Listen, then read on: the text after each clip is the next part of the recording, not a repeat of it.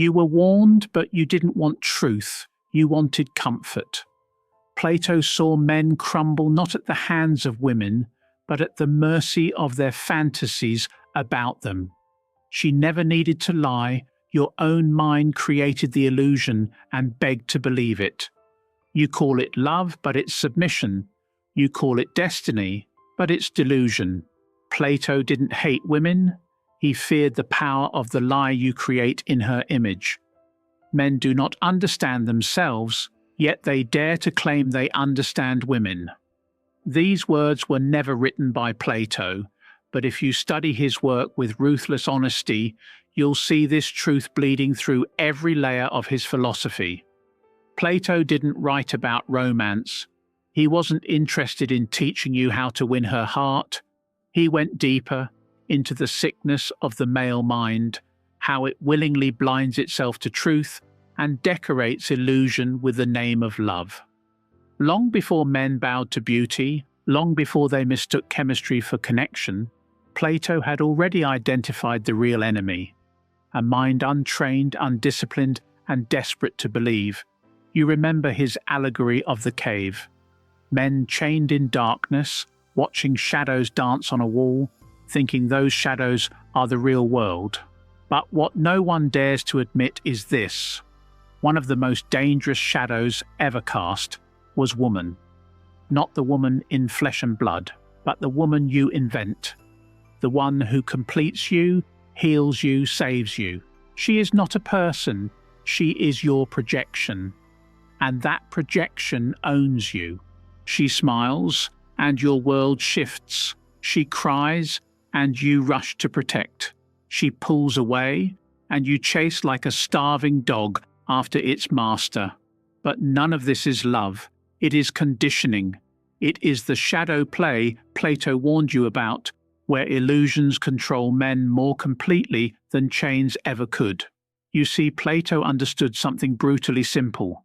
The untrained mind is a slave, not to tyrants, not to governments, but to its own desires. And woman, as an idea, not a person, becomes the perfect trap for that slavery. Not because she intends it, but because men project their hunger onto her. Not hunger for sex, but for meaning, for validation, for a mirror that reflects something noble in themselves. And when she reflects that image, men mistake it for truth. But it's not truth, it's echo, it's flattery, it's bait. The untrained man doesn't love a woman. He loves the feeling she gives him about himself. Her attention becomes his drug. Her affection becomes his worth. Her presence becomes his peace. But none of it comes from her. It comes from the fantasy he's built inside his own head. And that fantasy becomes sacred, untouchable. He defends it like it's his god. And if anyone dares to challenge it, if anyone says she's not what you think, he calls them bitter, broken, or hateful. Because deep down he knows the illusion is fragile, but he clings to it because it's easier than confronting himself. Plato saw this pattern. He saw men chasing not truth, but pleasure disguised as purpose. In the Phaedrus, he wrote of the soul as a chariot, two horses pulling in opposite directions, one noble, striving for discipline and truth, the other wild, reckless, addicted to beauty and desire. And the man, the charioteer, must learn to control both, but most don't. Most hand the reins to the wild horse and call the chaos love. This is not philosophy for bookshelves, it's a diagnosis. Every time you lose yourself in her smile, in her praise, in her body, you are letting the wild horse drag you deeper into illusion. And when she withdraws, you feel like you're dying. Not because she took something from you, but because the drug is gone. And without it, you're forced to face yourself, that empty, untrained self you've been hiding behind her reflection. Plato warned you, love without reason is madness. And worse, if that madness is worshipped, it becomes your god. and that God will demand everything: your time, your power, your mission, your soul. You'll give it all. Not because she asked, but because the illusion did.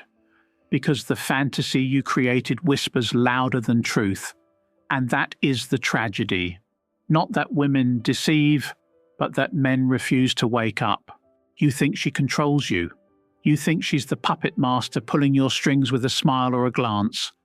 But Plato's brutal truth is this: it's not her. It's your own mind that enslaves you. The real chains are wrapped around your thoughts, your beliefs, your illusions. She doesn't have to scheme or manipulate. Your own fantasies do all the work for her. Most men define woman by what they see: the curves, the smile, the softness. They don't ask what she is, only what she means to them. And that meaning is shaped by culture, by desire, by fear, and above all, by ignorance. How many men study the nature of feminine influence with the rigor they reserve for business, politics, or war? None. And that is why women dominate the emotional battlefield without lifting a finger. Because you surrender before the fight even begins. Plato taught that the worst deception is self-deception. Men deceive themselves into believing they are rational in love, but they are anything but. They are prisoners, prisoners of their own making, chained not by iron, but by craving. And what they crave is not her, but the idea of her. The false goddess they worship in their minds, who smiles, cries, touches, withdraws, all like a masterful mirage designed to keep them trapped. This is not weakness, it is the failure to see clearly. It is the failure to question the shadows on the wall. It is the refusal to turn toward the light. Plato said true knowledge begins when you admit you know nothing. Yet how many men admit this about their own hearts? How many are willing to dismantle their illusions, piece by painful piece? The truth is brutal. Love, as most men experience it, is a form of madness sent by the gods. A divine madness, yes, but madness nonetheless. Until you master that madness, you will remain a slave, a worshipper of shadows. You will fall for the smile, chase the withdrawal, give power to illusions, and call it devotion. And the cruelest twist? Women know this. Whether consciously or instinctively, they understand that men are ruled by this untrained mind. They don't have to conspire, they don't have to plot. The wild horse within you does all the work. This is why Plato warned, those who live by shadows will never understand reality. And so you sit there, believing your heart is pure, your intentions noble, your love righteous, while the chains tighten around your mind and the illusion grows stronger. Every time a woman enters your life, something inside you breaks loose, a wild, uncontrollable force that drags you away from reason and discipline. Plato called this the battle between two horses pulling your soul, one noble and steady, seeking truth and self-control, the other wild and impulsive, craving pleasure, beauty, and temptation. The driver you must master both, but most men lose control the moment the wild horse rears, pulled by her laughter, her scent, her curves, her attention. You let yourself be dragged like a fool to your own ruin. You don't question this pull, you don't resist. You call it falling in love, but Plato called it spiritual slavery. Love, in his view, is not mutual happiness or a fair exchange.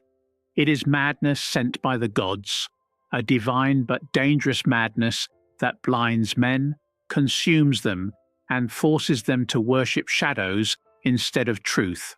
You worship an image of beauty while forgetting the essence beneath, the soul, the mind, the reality.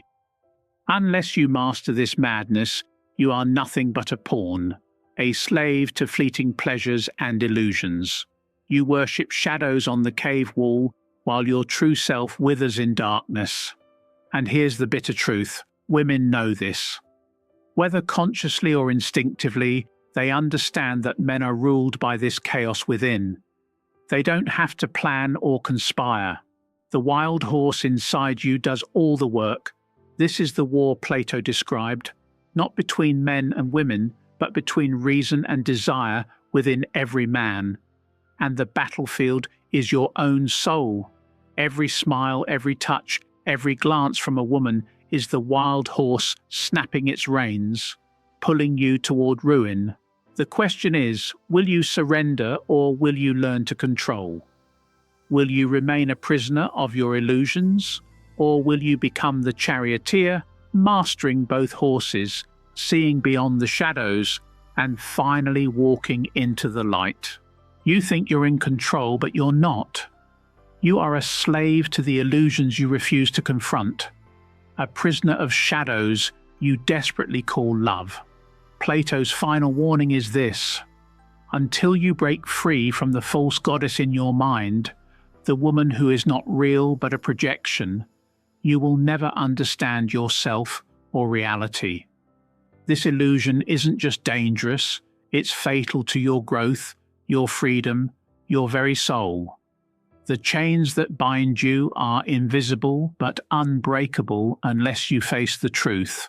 You have been giving your power away piece by piece, surrendering your reason, your discipline, your identity to an idea that exists only because you want it to, and that idea thrives on your ignorance. She smiles and your heart races, she withdraws and you crumble. You mistake these reactions for destiny, for love, for something sacred, but it's all a carefully constructed prison. You are worshipping shadows, not light, and calling it devotion.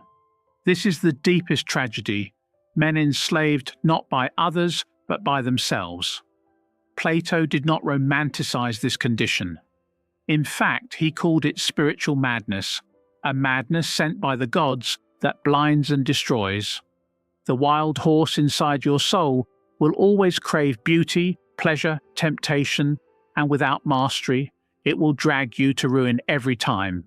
But the charioteer, the true self, must learn to control this beast, to see beyond appearances, to distinguish illusion from truth. This is not weakness. It is the hardest battle a man can face. It requires brutal honesty, relentless self-discipline, and the courage to question everything you've believed about love and yourself. Most men never do this. They prefer the comfort of shadows, the escape of fantasy, the easy worship of illusions. They call it love and suffer quietly as their lives unravel, but you don't have to be like them. You can rise above. You can reject the false goddess and demand reality. You can train your mind, strengthen your soul, and become the philosopher Plato envisioned. Someone who embraces truth, no matter how harsh, who controls desire instead of being controlled by it. This is your path to freedom. This is your call to awaken. The moment you stop worshipping illusions, you reclaim your power. The moment you see woman as a person, not a projection, you begin to understand love, not as madness, but as wisdom. Plato warned you because he knew the cost of ignoring this truth is your very self. The question is, will you listen now, or will you keep living in chains, chasing shadows until the light finally burns your eyes? The choice is yours.